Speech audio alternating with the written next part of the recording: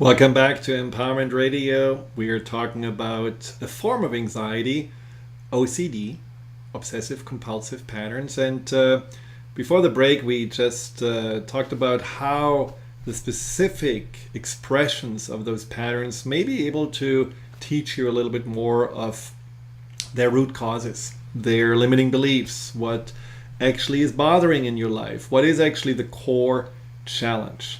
Now, it is sometimes difficult to identify this on your own. Sometimes it's helpful to have another person that is looking at your history, seeing the whole map of your life, and can put the pieces together and help you to point out, well, this is what really needs to be addressed, and this is what is still unresolved. And for that, I certainly can help you. I work with clients all over the world via Skype, phone, Zoom, no matter where you are. Help is here. You can set up a free consultation. Just email at info@thefearandanxietysolution.com. It's all in one word, thefearandanxietysolution.com. Go to the website as well. Check it out. There are a lot of tips and tools and ways for you to already start to feel better, start to change your mind and gain a deeper understanding of yourself. Because ultimately, that's what it is. It's like, you're kind of dealing with an entity, meaning yourself, that nobody really explains to you.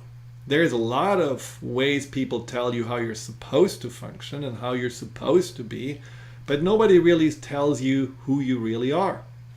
That is the journey. Maybe that is the greater purpose of why we're here in the first place. But when we do struggle, the first thing we do usually is to make ourselves feel wrong. And we are telling ourselves, oh, we are a lemon, something that's produced on a Monday morning where nobody really wanted to work. We are at fault, flawed, whatever. And we are not really seeing that maybe there is something else going on.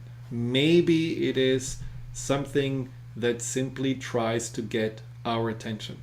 I believe in the concept that our imbalances start in our thoughts. When we have negative thoughts, often that is the first, feeble try of the deeper part of our mind to get our awareness focus maybe inwards, or focus on things that may be troublesome or out of balance. The second one is then the emotion, where we do feel maybe anxious or worried or a little stressed. Then the third one, when we still don't listen, usually goes into the patterns. Now these can be patterns like the OCD, it can be patterns of micromanagement or pleasing or trying to hide out. It can also be patterns of insomnia, just patterns where we may actually let more and more go of taking care of ourselves or taking care of our life. Procrastination is also a pattern that often comes from us not paying attention to something being out of balance. And then at some point, it's either that our body takes out, the big ones and says, okay, now pay attention because you have chronic pain, or you're dealing with an autoimmune disease, or you are really struggling here with your energy. Or, which is kind of bizarre, but it's true, it can also be life. That life throws something at us. All of a sudden our relationship's falling apart, or we get fired from a job, or somehow our house burns down. And this is not necessarily just to be seen as bad luck. It can also be seen as, is it time now to look inside, pay attention, and turn things around? I do believe we have the power to be in charge of our life and our reality, and that is the gift of the free will that we have. Now, I talked about the pattern. Now, the straightening the carpet pattern that I certainly did for a while was obviously about feeling out of control, having to have order in a world that seemed completely out of order, and, giving your sense of power. And so was also that praying, feeling like I can maybe plead myself into that, that God that seemed to be so scary at that time.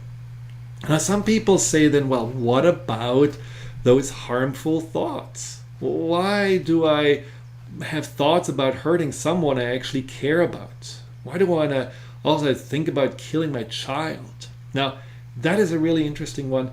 And I believe, again, this email exchange that I had mentioned before really highlighted what was going on, because she had those thoughts against her boyfriend, who felt like an extra stress factor. And once she separated from him because she just couldn't handle it anymore, she moved in with her mom, and then she had the same thoughts against her mom. And her mom was also a person who, for a long time, had caused her a sense of anxiety, a sense of stress, a sense of maybe also not being quite good enough. And so those thoughts are often a sign of wanting to, quote unquote, be away and get rid of the people that seem to be just in control, or that seem to potentially harm you, or seem to scare you. Again, this is a subconscious. The subconscious works in metaphors. I mean, we dream in metaphors. I mean, this is not, I often dream of flying or talking to whales or animals. Well, I haven't ever done either of them, but it's a metaphorical dream. There is a meaning behind it. And so these behaviors, these patterns also have a meaning. It doesn't mean that you really want to hurt someone. It just means like that you want to finally make them stop, or finally be away from them, or finally be in control again and not feeling so powerless. Now, there's also, for some people, that harmful thought of harming themselves. It's like driving over a bridge. Some people are afraid of this because they always think about, oh, what if I'm driving, over it and just fall into the river, or they cannot really go, on a roof because they're afraid of jumping. So that thought of harming yourself is ultimately the escape from life. And this is often with people that feel completely overwhelmed, that feel like they have been giving without getting anything in return. It feels that the only place to finally be at peace would be in the afterlife. And so when you look at maybe patterns that you're dealing with, go back, look at what may have been going on in your life. What could have led to it? Could it be something that you have been overgiving for years and really feeling completely depleted, and there is just this part of your mind that wants to create a boundary, that wants to push it all away, that makes you feel so drained to the end, to the lowest level of your batteries? Is it possible that for some reason you do feel out of control because everyone else seems to be in control? Is it possible that you have been identifying yourself so much with what you do, how you're perceived, what status you have in life, and if you don't get that positive feedback, if someone or the world doesn't seem to honor you or respect you, you feel immediately not wanted, you feel immediately excluded, not belonging? Is that something that you want to lock yourself away from? Is it possible that you notice that over the years you have made mistakes that you really hold against yourself, and that is why you don't trust yourself? That is why you don't believe that you really can keep the iron off just on one try. This is why you feel like you have to do certain things to keep yourself in line. Some people want to, for example, always, drive home the same way because they feel like they are jinxing it.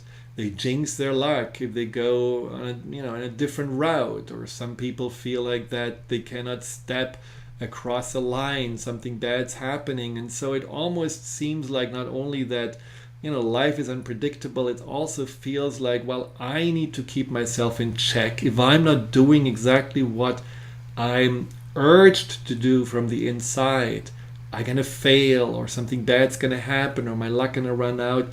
So you can see there are a lot of things that we can look at on a deeper level that may point towards a solution. Now we're gonna skip the break because I really want to talk about solutions that I find quite helpful. So first one is just look at your patterns, think about what could be behind them. What are they actually feeling like? Is it about avoidance? Is it about lack of trust? Is it about, a feeling of being attacked? Is it about the feeling of powerlessness, feeling out of control? Just look at those patterns. And then go back and notice what belief could be behind it. Often very common beliefs are, I'm not good enough, something bad's going to happen, I'm not safe in the world, I'm not lovable, I don't belong, these kind of things. So you look at the beliefs, and sometimes you can actually, just looking at your thoughts, your negative thoughts that may not even have anything to do with your OCD patterns, identify those core limiting beliefs that are running your life, and then also look at where they may come from. What is really going on in your life? I mean, it was such a classic example, this person that emailed me, that she didn't really see clearly that she was in an anxiety pattern pretty much all through her life until, I pointed it out, or I asked questions that got her to realize, I wasn't really just a happy-go-lucky person who liked to work hard. I was struggling. Now, is there something inside of you that you could identify also as a potential, or in your life, a potential route for what has been, leading up to that pattern? And if you notice there are unresolved traumas, when you notice there's maybe a relationship that you feel trapped in and the only way to get away from it is through this pattern, if you feel like you have a problem with your spirituality, if you feel like you're really having some kind of a conflict with God, or feeling just in general somehow that you're cursed, these are all things that can be addressed, especially can be addressed on a subconscious level, with going deep and changing the beliefs and healing also the wounds and the traumas of the past. Now, what else you can do is really starting to work with a pattern.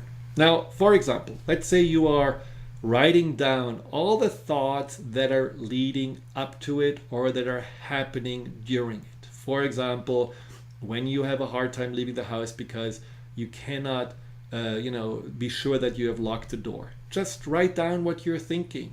Iron, what are you thinking? What are you thinking when you're having these pictures of harming someone? Just write down the thoughts. Collect them. Now, these thoughts are not commands. You're not a little dog when, someone is whistling, you have to immediately do something. Even though it may feel like it, ultimately your conscious mind can take control. This is a subconscious pattern. If this hadn't been clear, it's obvious because it's so irrational. It does make so little sense. It is a subconscious pattern. And so we need to consciously work with a subconscious to overcome the pattern. And that means that you need to challenge those thoughts. Challenging sounds a little bit like, oh, I'm going to go into my inner tug of war, into a debating club. No, challenging means simply that you are redirecting them, that you're not getting stuck in those thoughts, but that you're giving them a new direction, a direction like my friend did, a direction that was about you can trust, you're loved, you're a good person, God, life loves you. You could give yourself a new direction by saying, I trust myself. When I do something one time, I know it's done well. It can be a direction of, I'm going to be more mindful. I know sometimes a little spacey, sometimes I'm not really present, so this is a great opportunity to really be mindful and use my senses to feel when I lock the door, or to feel and see and maybe even imagine that I can taste what it feels like to unplug the iron. And going through those patterns of just re-guiding, redirecting your thinking. And again, this is only one step, but it gives you a greater sense of power. It gives you a greater sense of, I'm not just going into the automatism of this. I actually start choosing a new direction. And the mind is really, really looking forward to choices. One of the biggest problems with the mind is when it doesn't have choices. When the mind feels like, oh, there's only one track, well, we're going to go on that one. But if there is like two tracks, I can think about it this way or I can think about it that way. your mind, it's almost like, in that moment on a little bit of a halt, and it has to make up its mind. That is the perfect setup for a rehearsing of a new pattern. That's something a lot of people don't know, that what we think and what we do has a lot to do with our intentions. I always think about the athletes. The athletes are perfect examples of whatever happens on the field actually starts happening in their heads. How many times do, Russell Wilson, the quarterback of the Seahawks, how many times does he go in his mind through different situations where he needs to have the most accurate throw when he's under pressure, and he cannot always practice it, but he certainly can do it in his mind. So he creates this automatic response, this automatic pattern by going over and over and over in his mind, not only how it looks like on TV, actually how it looks like from his place, and how it feels like when the ball is leaving the hand, and how it feels like when the ball is reaching the target. And so all of those things are including the senses, and whatever includes the senses is basically talking to the subconscious mind. So rehearse how it feels when the door locks. Rehearse what it feels when the books are nicely straight, and rehearse what it feels when you wash one time your hands and you feel like, wow, all of whatever soil I had, everything that I want to cleanse myself of is gone.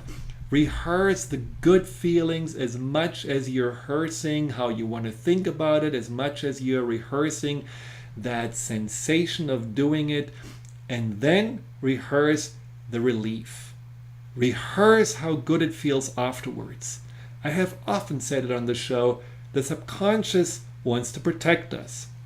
And anxiety, OCD behavior ultimately is a form of protection. Now, it also wants to please us. It wants to make us happy. But if we are not doing something that gives it an opportunity to make us happy, it just continues to protect us. So make this new pattern an issue of, wow, that feels good. Wow, this feels like really empowering. I love the freedom of it. And that is something, once again, that then will help that subconscious to change his mind, to pick the right path and not the old path that is more the worn out path. That's again, one of those very helpful, powerful ways to do this. And you may want to run a tape where you are recording your own voice and, like a little bit of a guided meditation, guide yourself through a new pattern. You may want to, have a little plan where you say, okay, instead of, doing it 5 times like locking the door, I only do it twice today and I'm going to feel really good about it. Or maybe you can do it, lock the door once and you're going to stay in so you can open and go back in, but you had the experience of doing it.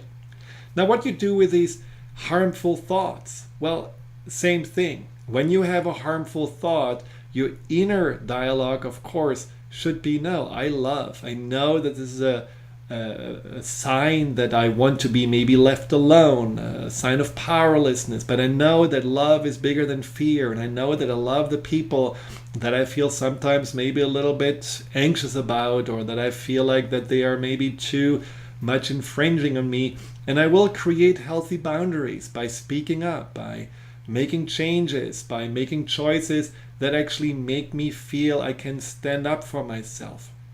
And therefore, I can love them because I know that their anxiety or their patterns have a lot to do with their own wounds and their own beliefs and have nothing to do with me. And you can just have a whole narrative about things that make your mind understand, oh, it's not like I thought it is. Now, one of the listeners was writing about my lack of trust and was wondering, so how did you build trust? Now, trust in life, trust in a higher power was something that I think I had struggled way beyond my pattern. It was just something that was so deeply ingrained, and it had to do, this change, with really, as simple as it sounds, just looking at all the good things in my life, to really pay attention, change the filter to I'm really lucky, and not to, oh, I'm really under a shoe that's going to drop. Now, it helped that, as some of you know, I was really into Kundalini yoga and I was teaching it for a while. And Yogi Bhajan, who brought it to the US, he gave out spiritual names. And my spiritual name that was given to me was the Siri Anand, which means all of men or series. But Siri Anand means like line of great bliss. And at that time, I didn't even know what bliss means, but I realized, well, bliss is actually really so much of what my life was about. There was a lot of good stuff and a lot of positive things, and I certainly can say 99% of the time I was blessed and blissful, and there was no reason to believe that my life gonna be cursed or something bad's gonna happen. So collecting more these positive things was like a new foundation of trust that also changed certainly my relationship to life. Now, I know we are running out of time, but I want to mention another really important step, which is the interrupting the pattern. This is something that our mind really needs. When we are going into this OCD pattern, we know we are approaching it. We are knowing that, oh, here it is again, the anxiety is rising, the urge is coming. Interrupt the pattern. That means you're stepping away from it. You are maybe just turning on yourself 3-4 times, doing something completely silly. Some people are using tapping and EFT to interrupt the pattern. Some people are singing happy birthday. Some people are just smiling out loud, literally. And so whatever it is that makes your mind almost like whoop, shocked, because it wonders what's going on. I thought we're gonna do this old pattern, is creating a disconnect. It makes that worn out path a little bit less automatic. It has a little bit more this pause to it where you can make a choice. You want to make this interrupting strong, not just like something that is half-heartedly. You want to make it strong. You want to make it something maybe even silly, but you want to make it so that your mind pays attention. And that's my last point. Pay attention. OCD is often a sign also that you're not really present. You're not really present, and so you go into the automatic pattern of the subconscious mind, and your conscious mind observes you, but it doesn't really feel like it's engaged in it. And so if you can just start a practice, mindfulness or any kind of meditation that gets you present in the moment, because when we are present, we can also learn to trust ourselves more. We can learn to be more at choice on what we are doing. We can learn also through this choice and trust to have more confidence and ultimately a greater sense of power. Well, thank you so much for listening. If you want to listen to a rerun, you can also go to my YouTube channel at Dr. Friedemann Schaub and just type it into Google and you'll find it easily. All the shows are there. They're actually on TV. So you see my face and you see some little extra diagrams and things blended in. Well, it was a joy as always. If you have any questions or want to go a little bit deeper on your own journey, just email us at info@thefearandanxietysolution.com or get my book, The Fear and Anxiety Solution. Until next time, be well and stay empowered.